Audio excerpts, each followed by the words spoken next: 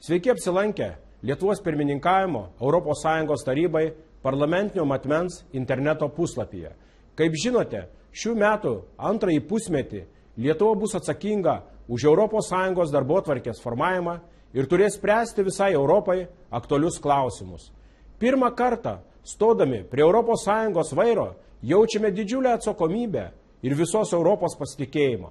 Toks pasitikėjimas mums labai svarbus, nes kai prieš 9 metus Lietuva kartu su kitomis vidurio ir rytų Europos šalimis prisijungė prie ES, šis žingsnis mums reiškia daug daugiau nei vien tik įsileimą į dar vieną, nors ir labai svarbią tarptautinę organizaciją.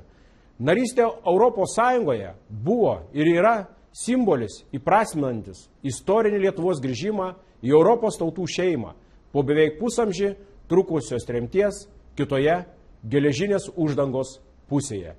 Pirmininkavimo laikotarpiu Lietuvai teks didžiulis darbas koordinuoti daugiau kaip 500 ES teisės aktų svarstymą ir priėmimą. Koordinuodami šios visai Europai svarbius sprendimus, ypatingą dėmesį skirsime ir 4 Seimo patvirtintiems pirmininkavimo prioritetams, kurie yra aktualiausi Lietuvai.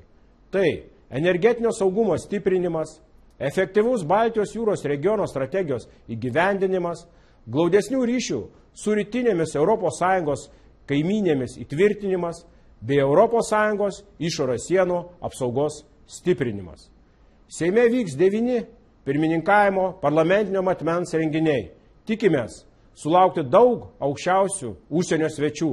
Su kolegomis iš ES parlamentų ir kitų institucijų svarstysime svarbiausius klausimus tokiose srityse kaip užsienio ir saugumo politika, ekonomikos ir finansų valdymas, Seime vyks jubiliejinis 50-asis COSAC posėdis, subursiantis ES parlamentų, Europos reikalų komiteto narius.